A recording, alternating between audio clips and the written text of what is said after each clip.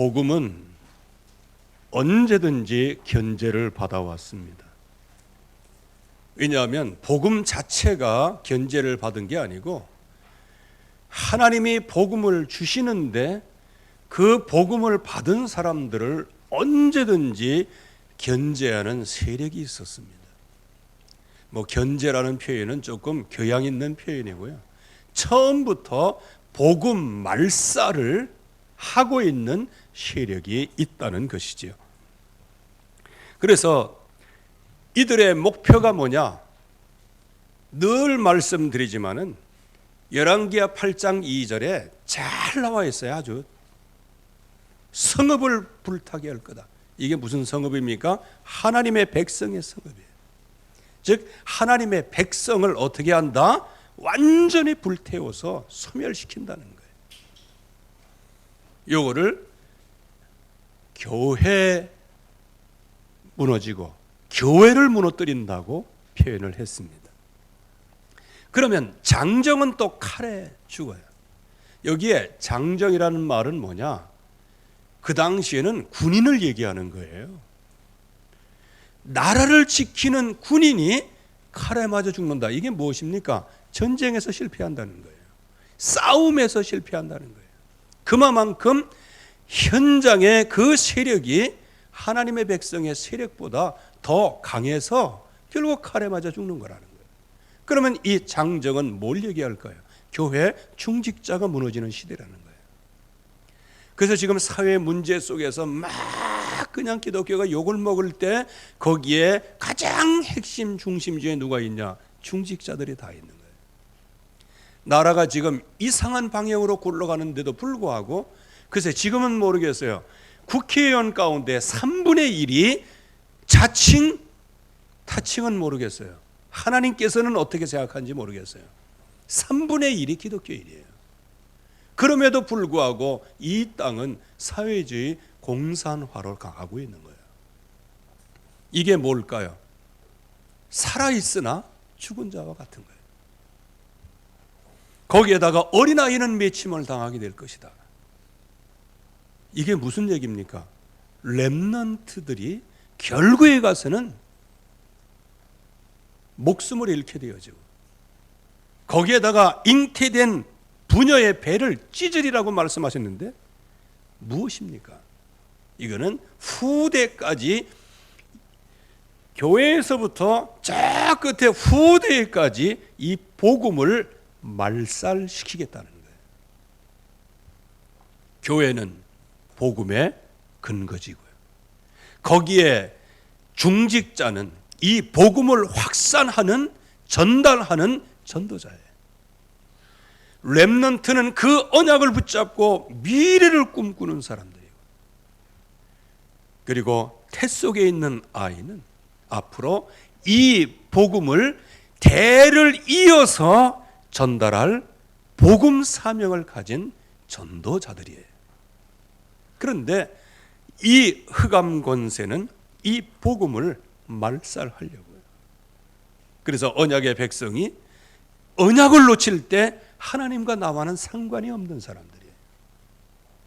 그래서 여러분들이 약속을 잘 알아야 됩니다. 약속은 지키는 자의 몫이에요. 약속은 지키는 자의 목숨입니다. 잡은 자의 몫이 아니에요.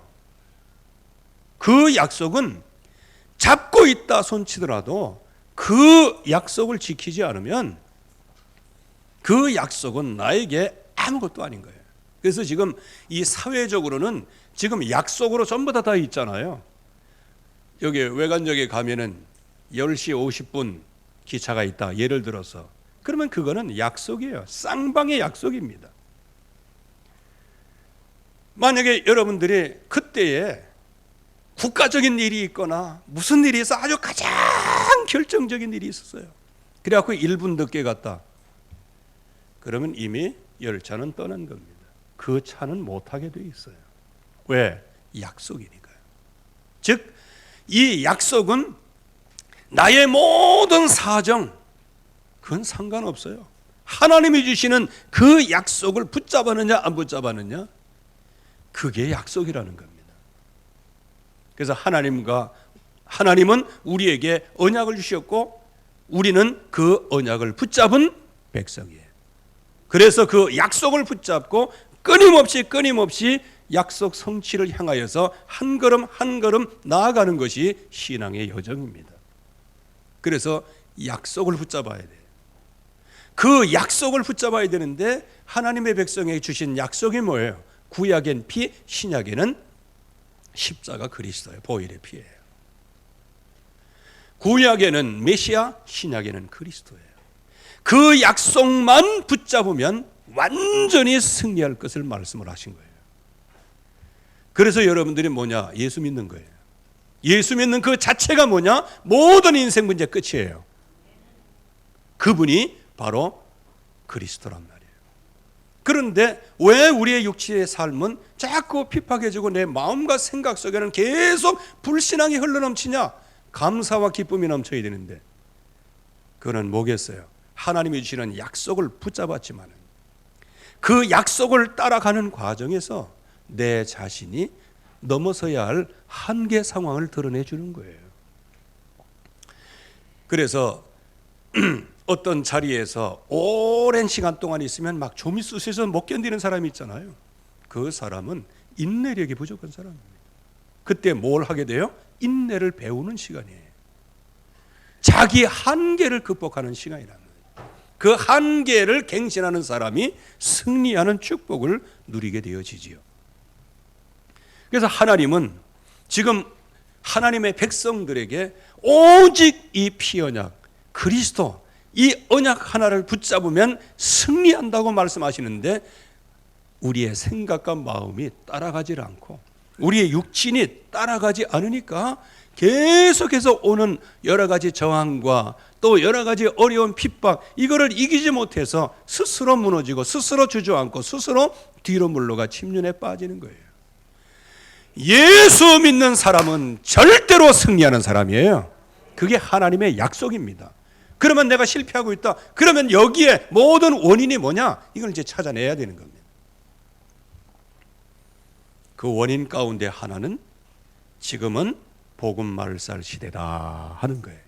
이거를 보고 대비를 먼저 해라.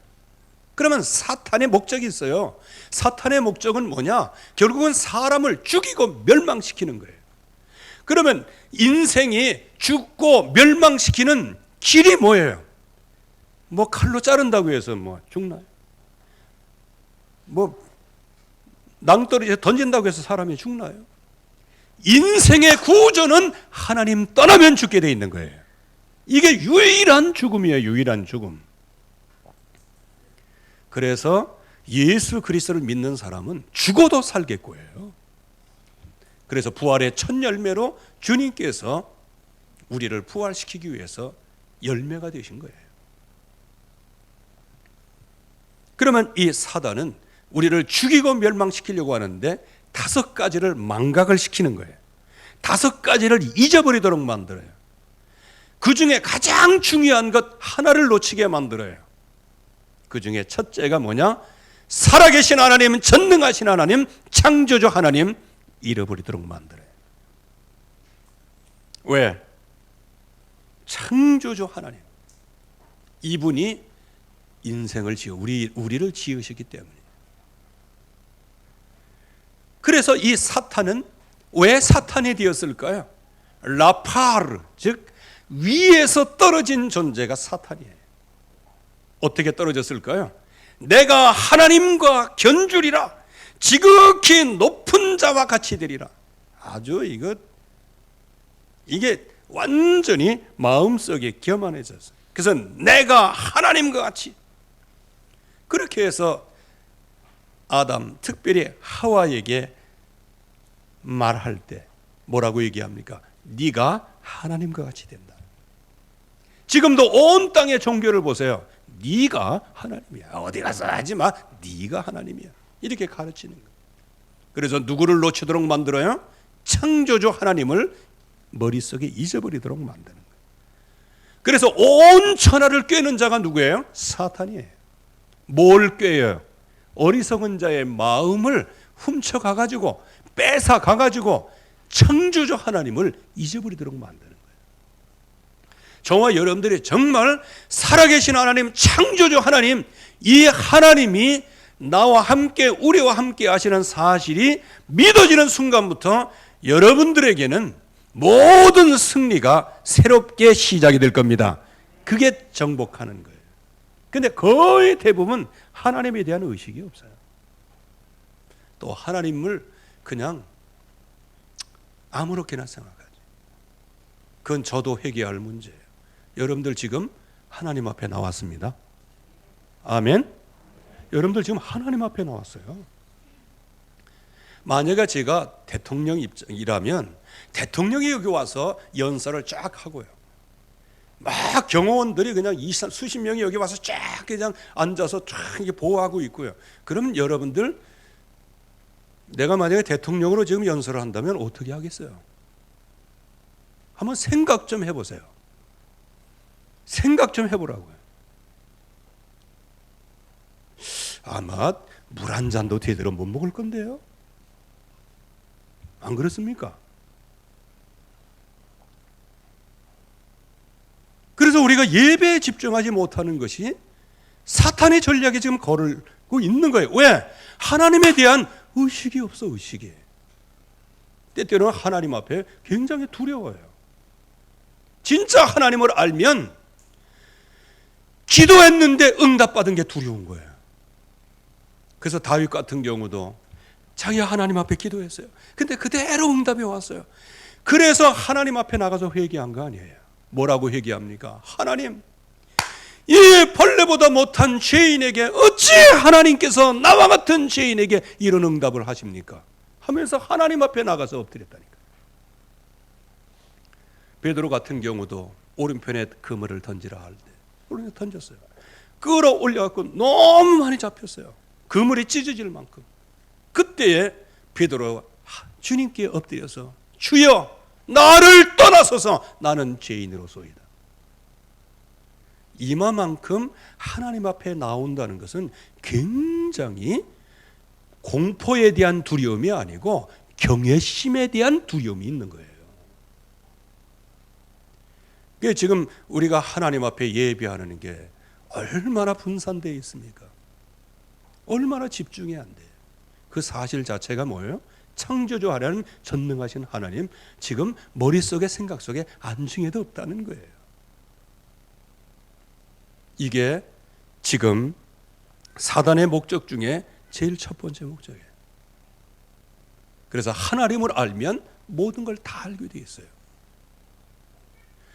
그래서 하나님을 놓치도록 만들면 하나님의 형상대로 지음받은 저와 여러분들은 어떤 사람이에요? 근본이 어디서 왔어요? 뼈대가 어디서 왔으며 우리가 인생에 어디서 와서 뭘 하다가 어디로 가는지 이거를 알지를 못해요. 방황하는 인생이 되는 거예요. 여러분들 살아계신 하나님을 확실하게 믿으시기를 주의 이름으로 축원합니다. 오늘 이거 하나만 얘기해도 오늘 하나님이 우리에게 주신 메시지는 끝이에요. 이거 하나만 알면. 그래서 우리가 누구냐? 하나님의 형상대로 지음받았어요. 그래서 우리에게 흙으로만 지으시고 그 코에 생기를 불어넣어서 생명이 되게 하셨어요. 그러므로 항상 하나님의 말씀을 떠나지 말고 오직 하나님의 말씀만 따라서 살아가라. 이게 인생의 근본이에요. 하나님의 백성의 근본이 뭐냐? 주신 복을 누리면서 하나님의 말씀을 따라가는 것이다. 이게 가장 큰 복이에요. 그런데 내가 누군지 모르지. 그래서 지금 제가 그 전에 홈리스 사역 또 그 전에 조금 한 주간 나가서 한 적이 있었는데 이 사람들은 뭐냐? 정체성이 없어요. 왜? 술 얼마나 먹었든지 그냥 중독이 됐어요. 얼굴은 완전히 시커멓게 돼가지고요. 그러면서 입에서도 술 냄새 나고, 그래서 1m 접근 금지야. 왜? 1m 가까이 가면요, 그때부터는 식초보다 더한 쏘는 그 뭔가의 냄새가 나고 그래요. 뭐 그 사람들을 폄하하는 건 아닙니다. 그런데 가서 얘기해 보면 돈 달라는 거 하고 소주 한 병 달라는 거, 그 외에는 없어요. 복음? 그래서 알았어 내가 다 줄 테니까. 그래갖고 나중에는요, 영접하라고 그러니까 알았다고 다 하면서 그냥 다 들어. 그래갖고 영접문까지 다 해서 예수님의 기도합니다. 하나님의 자녀가 됐습니까? 그랬더니 예, 감사합니다. 소주 한 병. 돈 달라는 거예요. 예수 영접한 목적이 뭐예요? 돈 얻기 위해서요. 왜? 따라서 다 채워줘야 되니까. 알고 보니까 그렇게 예수 영접해갖고 돈 좀 벌었는가 봐.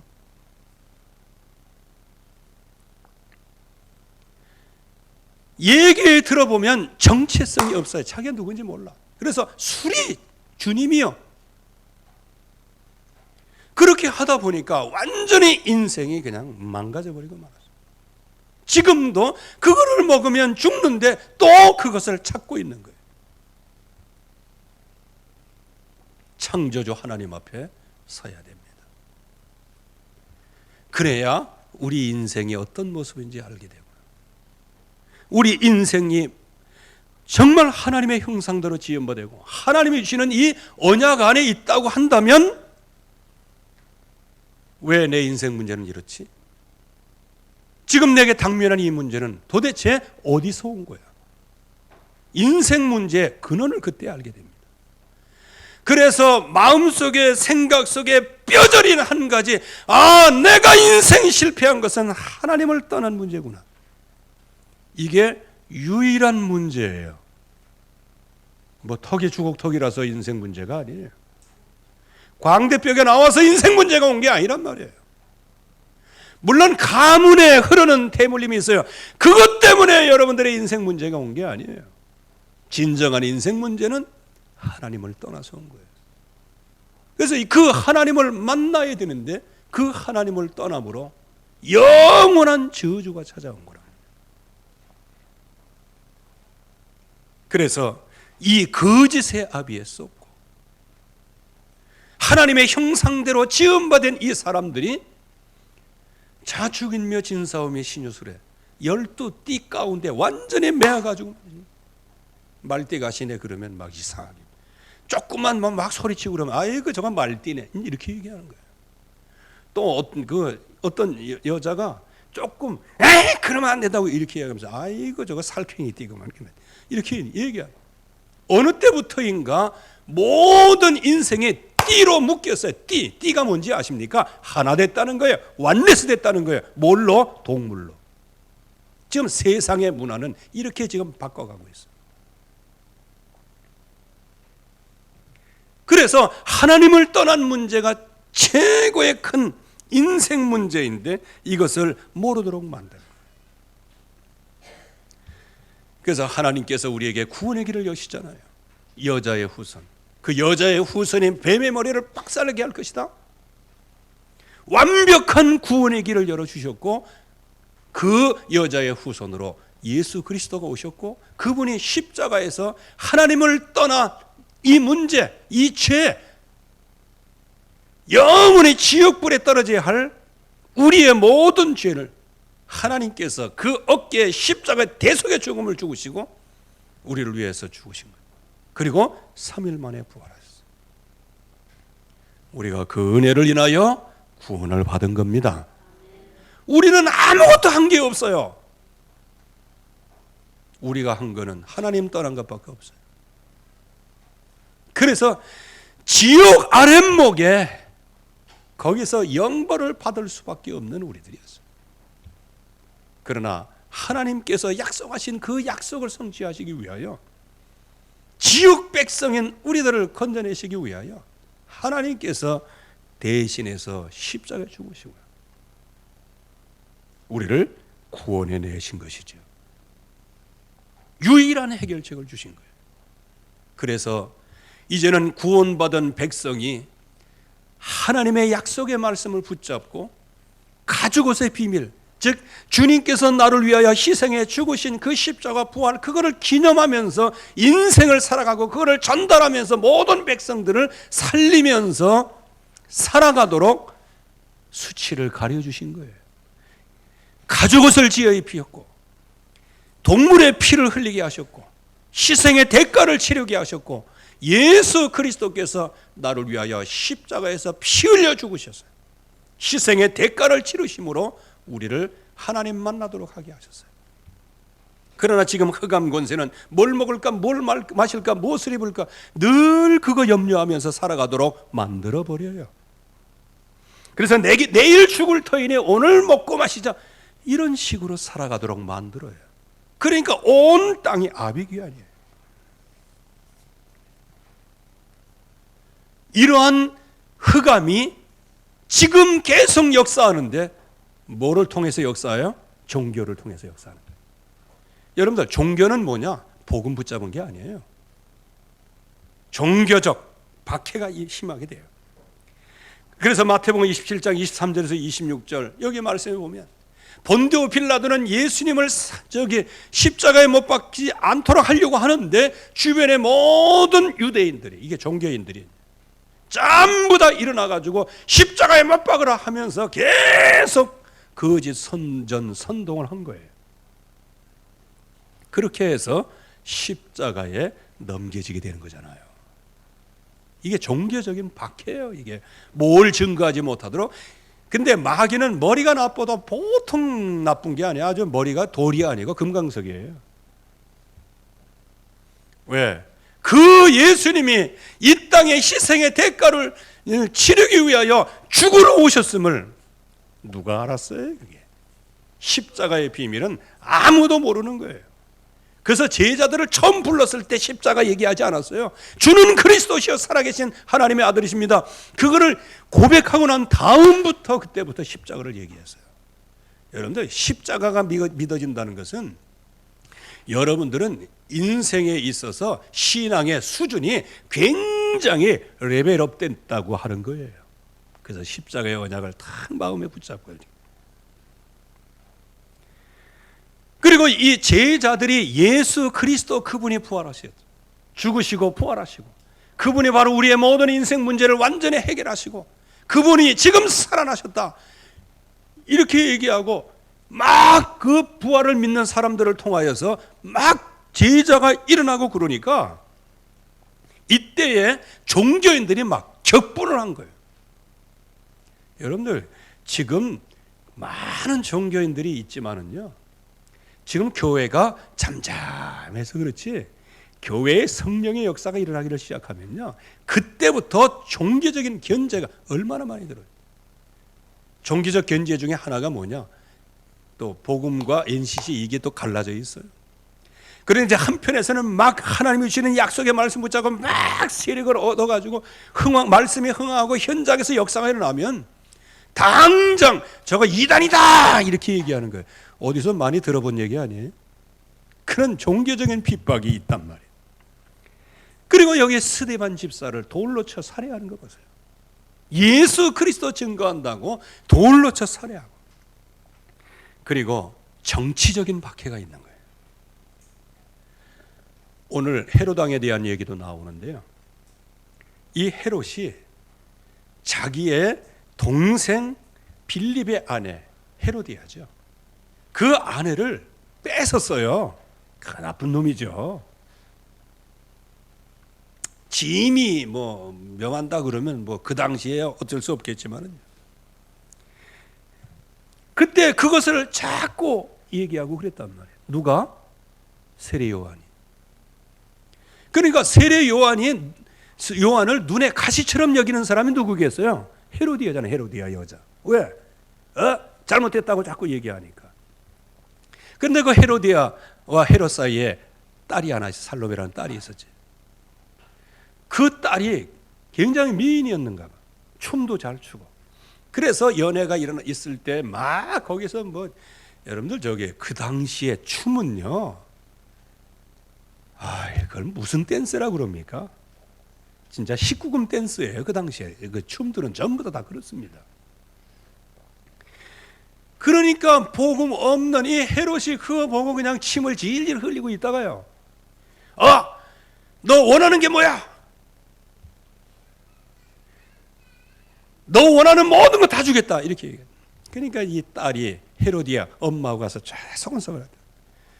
하나가 있습니다. 그래, 나라 절반에다 줄게. 얘기해봐. 세례 요한의 목을 주세요, 그랬단 말이에요. 헤롯이 알고 있어요, 세례 요한이 선지자인 줄. 그런데 자기의 자존심 때문에, 자기가 약속했다는 이유 때문에, 자기의 육신적인 것 이것 때문에 명령을 해서 세례 요한의 목을 잘라가지고 소반에 담아와서 헤로디아의 딸에게 준 거예요. 즉 이게 정치라는 겁니다. 자기가 밀어붙이는 정책, 그거 틀린 줄 알아요. 잘못된 약속인 줄 알아요. 그런데 그거를 끝까지 밀어붙이는 거예요. 이유가 뭐예요? 백성은 생각하지 않아요. 하나님 나라는 생각하지 않아요. 뭐만 생각해요? 자기 배만 생각하는 거예요. 그래서 정치 지도자들을 잘 뽑아야 돼요. 근데 거의 대부분 선전선동하는 거, 여기에 따라서 그냥 훅 지나가고, 그래가지고 결국은 어떻게 됩니까? 오늘 말씀에도 보면 야고보 사도를 살해를 합니다. 아마 야고보 사도는 그냥 왜 죽였는지 여기는 안 나와 있어요. 아마 지금 이렇게 굉장히 핍박의 시대이지만은, 참고로 야고보에게 예수님께서 별명을 지어주신 게 있어요. 그게 뭐예요? 보아너게, 우레의 아들이다, 이렇게 졌어요. 그러니까 얼마나 괄괄하고 얼마나 말을 많이 하고 얼마나 소리가 크겠어요. 그러니까 그런 핍박의 시대에도 막 나가서 복음을 전했다, 이렇게 보는 것인데, 그러니까 유대인들이 굉장히 싫어하고 그러니까 거의 사도 잡아다 그냥 참수를 시켰어요. 왜? 골치 아프니까. 그랬더니 글쎄 유대인들이 박수를 치고, 요즘으로 얘기하면 헤롯의 지지율이 급상승한 거예요. 야, 내 지지율이 올라가는구나. 왜? 헤롯 자신도 지금 핸디캡이 있어요. 왜? 왕으로 있을 수가 없는 사람이에요. 그 사람은 에서의 후손이기 때문에 왕으로 있을 수가 없어요. 그러니까 항상 그 견제를 받아왔는데 야고보를 죽이니까 막 인기가 막 급상승해. 그러면 요 베드로 요걸 잡아다가 죽이면 아주 더 좋아하겠지 해갖고 베드로를 잡아온 거예요. 그래서 체포하고 구금하고 사형을 하는 거예요. 여러분들, 이 세상에서 정치인들이 기독교를 건드리면 막 박수치고, 그래서 신천지와는 우리와는 무관하지만은요, 이 세상의 모든 분위기는 그 기독교예요. 우리는 아닌데 세상에서는 기독교예요. 그러니까 그거 잘못했다 그렇게 하니까 미운 털이 박힌 거예요. 그래가지고 저거 몰아내야 되는데 뭐 이렇게 해가지고 막 얼마나 막 신문지상에서 뭐 정치인들이 나와가지고 떠들고 그랬어요. 여러분들, 그거 신천지 그렇게 된 거, 그거는 엄밀한 의미에서는 하나님의 계획 중에 하나인데, 그러나 한 가지는 바로 알아야 돼요. 이 세상의 모든 사람들은 정치적으로 생각하는데 뭘 생각해요? 기독교를 그렇게 말살을 하는 거예요. 우리가 볼 때는 신천지를 말살한 것처럼 보이는데, 전체적으로 보면 정치가 기독교를 말살하고 있는 거예요. 뭐 말살이라기보다는 핍박하고 있는 거예요. 근데 자기들은 아니라고 그러는 것이죠. 이런 가운데 진짜로 어떻게 승리해야 되느냐? 어느 누구도 여기서 승리할 수 없어요. 둘 중에 하나예요. 배신자가 되든지 오직 예수 그리스도 붙잡고 이런 희생의 피해 대가를 치르든지.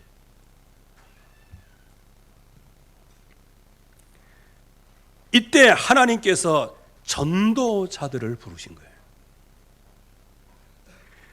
예수는 그리스도 이 언약을 붙잡고요. 그래서 신분과 권세, 그래서 기도의 비밀, 성령 임재, 천사를 동원하시고 흑암 권세를 꺾을 수 있는 유일한 길인 예수 그리스도의 이름. 그 이름을 붙잡은 사람이 이제 모여서 기도하기를 시작한 거예요. 모여서 기도하기를 시작한 겁니다. 지금 베드로까지 잡혀가고 이제 좀 지나면은 처형당해야 돼요. 그러니까 여기에 있는 이 사람들이 전부 다 한 곳에 모여서 정말로 간절히 기도하더라. 그래서 5절 말씀에 이어 베드로는 옥에 갇혔고 교회는 그를 위하여 간절히 하나님께 기도하더라. 뭘 붙잡았을까요? 그리스도. 뭘 붙잡고 하나님 앞에 담대히 나갔을까요? 신분과 권세. 또 기도하면서 어떤 확신이 들었을까요? 성령께서 역사하시고 하늘 군대를 틀림없이 동원하사 모든 사단의 세력을 꺾어 주실 줄로 믿습니다. 이거를 놓고 기도했어요. 그랬더니 하나님께서 그 기도를 들으실 뿐만 아니고 이미 기도를 들으시는 시간표를 허락해 주신 거예요. 그래서 이 약속의 말씀을 붙잡은 그 사람들이 승리할 수 있도록, 그래서 교회가 하나님 앞에 정말 엎드려서 기도했어요. 뭐를 위하여? 정치적인 박해, 종교적인 박해, 사탄의 세력, 복음 말살하는 이 시대에 교회에서 진짜 간절한 마음으로 기도했어요. 뭐를 붙잡고? 그리스도. 어떤 중심으로? 신분과 권세를 가지고. 무슨 믿음으로? 기도할 때 일어나는 믿음을 가지고. 그랬더니 하나님께서 그 약속의 말씀 그대로 성취시키셨어요. 베드로가 진짜 편안하게 자고 있어요. 예를 들어서 내일이면은 이제 사형장에 이슬로 사라져야 돼요. 그런데 베드로가 잠이 오겠어요.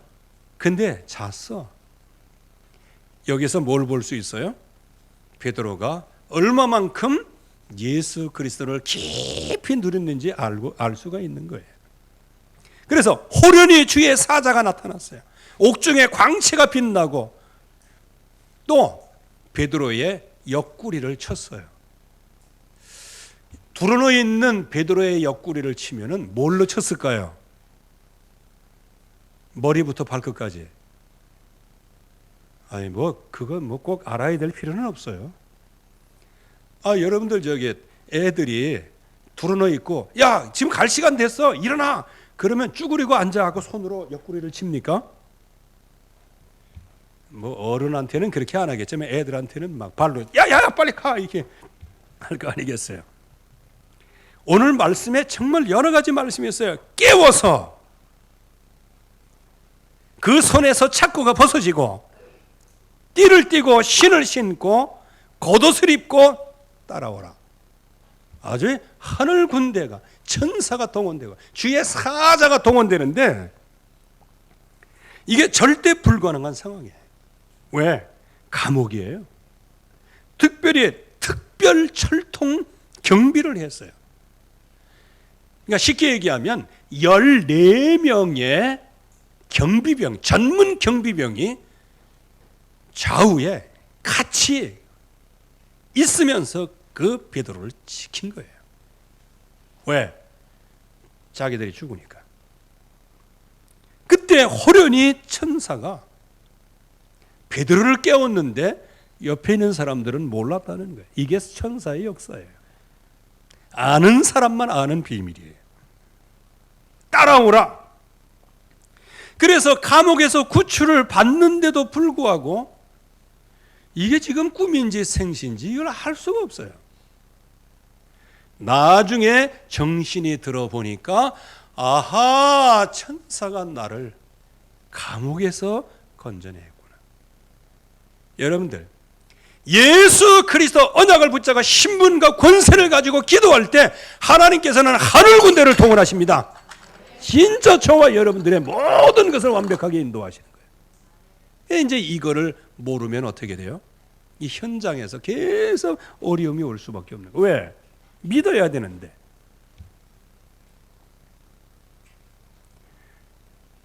그래서 거기에 나와 있는 내용은 여러분들이 성경에서 보시면 되죠. 이제 살아가지고 이제 나와가지고 이제 마가의 집으로 이제 가가지고 막 문을 두드리니까 베드로야. 그래갖고 너무 깜짝 놀라서 베드로가 왔다 그랬더니 천사가 왔겠지 뭐 어쩌고 막 하는데 나중에는 이제 서로 기뻐하면서 하나님께 영광 돌렸다는 얘기입니다. 여기에 또한 주의 사자가 전도자를 감옥에서 구원해 내실 뿐만 아니고 도리어 그를 사도를 죽이고 구금하고 처형하려고 했던 그 헤롯을 하나님이 불러가시는 거예요. 그래서 여러분들 복음을 핍박하는 사람들을 두려워하지 마세요. 하나님께서 언제 그 사람을 데려가실지 몰라요. 그렇다고 해서 죽는 날을 기다리라 그 얘기는 아닙니다. 우리는 우리 일만 하면 돼요. 예수 그리스도의 약속을 붙잡아요. 내가 얼마나 큰 신분과 권세가 있다는 사실을 바로 알고 기도할 때 얼마나 큰 역사가 일어나고 하나님께서 완벽하게 응답하시는지 그 약속만 붙잡고 하나님 앞에 서면 어떤 묶여있는 데서도 어떤 저주받은 재앙 속에서도 인생 문제와 위기와 시험 속에서도 여러분들은 반드시 승리할 줄로 믿습니다. 이게 생신지 꿈인지 알지 못할 정도로 하나님이 그렇게 역사하시는 거예요. 그래서 어떻게 결론이 왔습니까? 결국은 주의 사자가 친히 왜? 하나님께 영광 돌리지 않아. 아니 하나님께 영광 돌리겠어요? 생각해 보세요. 하나님께 영광 돌리겠냐 말이에요. 세례요한도 죽이고 그리고 야고보도 죽이고 또 인기 상승함으로 말미암아 베드로도 죽이려고 했던 그런 복음 말살 중 그런 가운데 지금 쓰임 받고 있는 그 헤롯이 뭐 어디서 뭐 곡식 좀 뭐 사가고 뭐 하고 막 이렇게 해서 막 신의 소리다 이렇게 할 때 하나님께 영광 돌리겠어요? 자기 배만 섬기는 사람인데. 그러니까 하나님께서 주의 사자를 보내서 친히 충이 먹어 죽으니라. 그래서 저는 이 땅에 공사나 사회주의화 이거 막아야 돼요. 우리의 후대에게. 그러나 하나님이 그걸 허락하신다면 그건 뭐 어쩔 수 없는 일이고요. 분명한 것은 뭐냐? 하나님이 주시는 약속 속에 우리가 들어가 있어야 돼요. 그래야 흑암 권세는 한 길로 왔다가 7길로 물러가게 될 겁니다. 반드시 복음은 승리하는 날이 오게 돼요. 그래서 잠깐의 어려움과 답답함과 또 초조함, 불신앙 여기에 썩지 마시고 오직 복음에 승리한 예수 그리스도의 이름을 믿으시기를 주의 이름으로 축원합니다. 이렇게 사람을 막 죽이고 핍박하는 살벌한 상황인데도 하나님께서는 그 원점을 타격하셨어요. 헤롯을 아예 그냥 불러가셨어요. 하나님께서 하나님의 백성이 진짜 약속을 붙잡고 기도한다면 진짜 하나님을 떠나게 만들고 교회를 핍박하는 모든 세력은 하나님께서 불러갈 줄로 믿습니다. 하나님이 불러가시는 거예요. 원점 타격을 하시는 거예요. 저 북한은 거기는 뭐 공산주의도 아니에요. 그 중국의 그 공산당들 이런 모든 것들 그 사람들은 굉장히 좋은데 그 시스템이 문제인 거예요. 하나님 없는 시스템이에요. 언젠가는 저거를 하나님께서 원점 타격을 하게 하실 겁니다. 하나님의 백성들을 그걸 통해서 경종을 울려주시고 언약을 붙잡아야 할 수 있는 이유를 발견하게 하시고 그게 쓰임받는 것이지 우리가 저기에 넘어져서 그 공포 속에서 넘어져서는 안 된다는 거예요. 복음은 반드시 승리합니다. 그래서 오늘 24절 말씀에 이게 가장 중요한 포인트의 말씀이에요. 이 세상에 핍박이 오거나 어려움이나 뭐 여러 가지 인생 문제가 와도 결국은 언약을 붙잡은 사람을 통하여 하나님의 말씀은 흥황하고 더하더라. 이게 하나님의 백성, 저와 여러분들이 받을 사실적인 응답이에요. 말씀의 역사는 계속됩니다. 복음은 막을 수 없습니다. 그리고 이 땅의 모든 생명을 구원하는 그 구원의 역사는 어느 누구도 막을 수 없어요. 그런 복음의 승리 가운데 여러분들이 서 계십니다. 절대로 기름 흘러가 침륜에 떨어지지 마시고 오직 하나님이 주시는 약속의 말씀을 붙잡고 승리하는 여러분 되기를 주의 이름으로 축원합니다. 하나님의 은혜 감사드립니다. 오늘도 주의 말씀으로 충만하게 하시고 오직 복음의 승리가 있게 하옵소서. 예수 그리스도의 이름으로 기도하옵나이다. 아멘. 우리 찬송